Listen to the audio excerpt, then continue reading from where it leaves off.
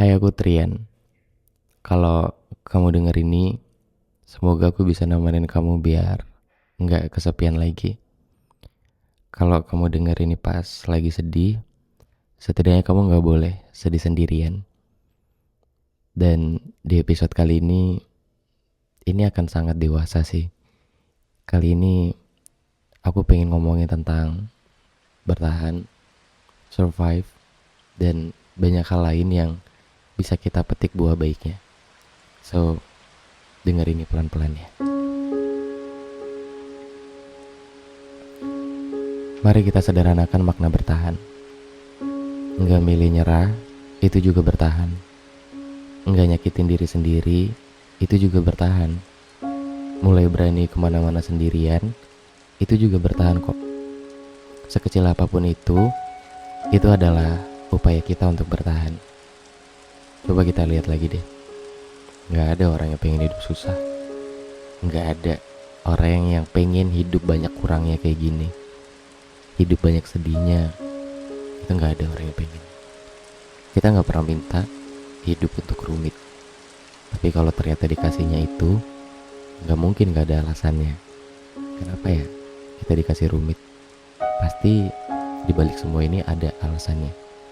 So, sederhananya gini, semua yang ada di dunia ini itu sifatnya transaksi. Harus ada harga yang kita bayar. Kamu bisa aja dapetin satu barang yang kamu pengenin banget hari ini. Terserah apa aja. Dan kamu terus mencari satu barang itu. Ketika kamu cek harganya di marketplace, oh ternyata mahal ya. Berarti kita harus apa? Berarti kita harus nabung dulu kan. Untuk mulai nabung, kita harus apa? Harus hemat, harus manage keuangan dengan baik, harus mulai bisa bedain mana prioritas, mana yang enggak, bahkan mana kebutuhan, mana keinginan. Oke lah, kita ibaratkan satu barang yang kamu pengen ini adalah apa yang kamu inginkan di luar yang kamu butuhkan. Dan ketika uang kita belum cukup, berarti kita harus apa? Kita harus tunda. Kita harus ikhlas, harus kepake untuk yang lebih perlu, untuk yang lebih penting. Sadar atau enggak? Ternyata kayak gitu cara Tuhan bekerja. Kayak gitu cara Tuhan ngasih apa yang kita mau. Sebenarnya bukan Tuhan itu gak adil, tapi Tuhan tuh tahu apa yang kita butuhin lebih dulu. Kita lanjutin lagi dengan, terus gimana dengan satu barang yang jadi keinginan kita tadi? Ya kita nabung.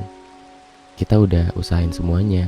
Dan ketika yang kita butuhkan itu udah cukup, terus masih ada sisa buat kita beli satu barang keinginan kita tadi, akhirnya kita beli. Akhirnya kita punya juga keinginan itu.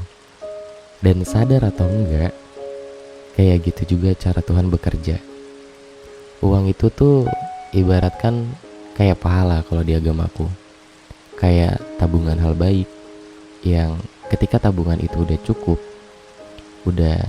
baik, udah cukup taat, kelebihan dari tabungan hal baik kita tadi akan Tuhan hadiahkan sebagai suatu kebahagiaan yang kita inginkan di luar yang kita butuhkan. Terus gimana dengan istilah bahagia itu sederhana? Emang sederhana. Dan untuk itu cuma bisa dirasain sama orang-orang yang bersyukur dan merasa dirinya sudah cukup. Kalau ibaratkan dengan barang tadi, ketika kita udah cek di marketplace dan kita tahu harganya itu ternyata mahal, kita bisa kok cari alternatifnya. Kita bisa cari yang versi lebih murahnya, lebih sederhananya, atau bahkan kita bisa turunin level keinginan dan kebahagiaan kita tadi. Kayak, oh ternyata gak harus juga, gak apa-apa ya. Ternyata ketika kita ngerasa kayaknya dengan ini udah cukup deh gitu, kayaknya udah deh. Dan bahagia itu akan datang ketika kita mensyukuri apa yang kita punya dan apa yang kita terima. Terus berarti kita gak boleh dong punya keinginan besar. Enggak juga. Kalau kita tahu kita punya keinginan yang kita boleh kok punya keinginan besar juga gak apa-apa. Tapi harus ingat, ada harga yang harus kita bayar. Ada harga yang harus kita bayar untuk kebahagiaan yang besar itu tadi. Kalau dalam hidup, harga itu tuh kayak ternyata emang harus sesakit ini ya. Ternyata emang harus ngerasain banyak kehilangan dulu ya. Dan ternyata harus senangis ini ternyata prosesnya. Harga itu tuh kayak mahal banget. Dan itu gak bisa dilakuin sama orang-orang yang lemah, yang mudah menyerah. Gak bisa dilakuin sama orang-orang yang pengennya tuh apa-apa serba instan gitu loh. Terus kalau kita punya keinginan yang besar, jangan kaget kalau kita dikasih harga yang besar. Jangan kaget kalau kita dikasih tantangan yang besar juga. Usahanya tuh harus lebih besar dari yang kita mampu. Berkorbannya harus lebih besar dari apa yang kita punya. Harus sesakit itu emang kenyataannya. Dan kalau kamu gak percaya, coba kamu tanyakan sama orang-orang di sekitar kamu yang lebih dewasa dan lebih bahagia di dalam hidupnya. Coba tanyain, untuk bisa dapetin itu semua, sudah berapa banyak yang harus kamu korbankan? Sudah berapa besar usaha yang kamu relakan? Apa sih yang udah kamu berikan? Dan kehilangan apa sih yang udah berhasil kamu terima dan kamu maafkan? So, bertahan ya guys.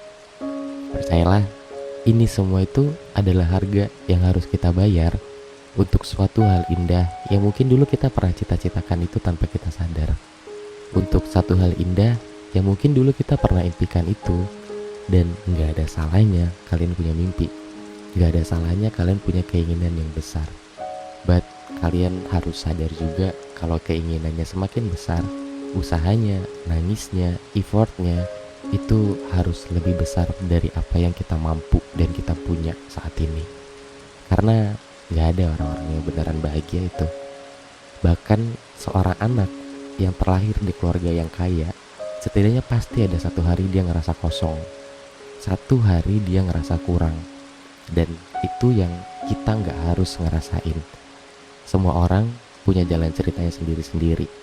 Dan aku akan berterima kasih banget sama kamu yang udah milih untuk berani nulis jalan cerita kamu sendiri.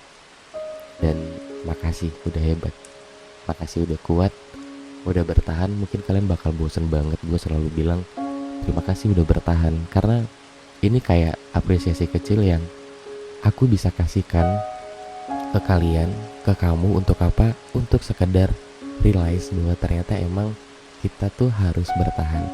So kalau bertahannya itu kayaknya rumit banget, kita sederhanakan makna bertahan. Sesederhana gak milih nyerah, itu udah bertahan. Gak milih buat nyakitin diri sendiri, itu juga bertahan. Dan bertahanlah sekalipun dunia selalu nyuruh kamu untuk menyerah. So aku Trian, makasih udah bertahan, makasih udah bantu diri kamu. Sampai ketemu di episode selanjutnya.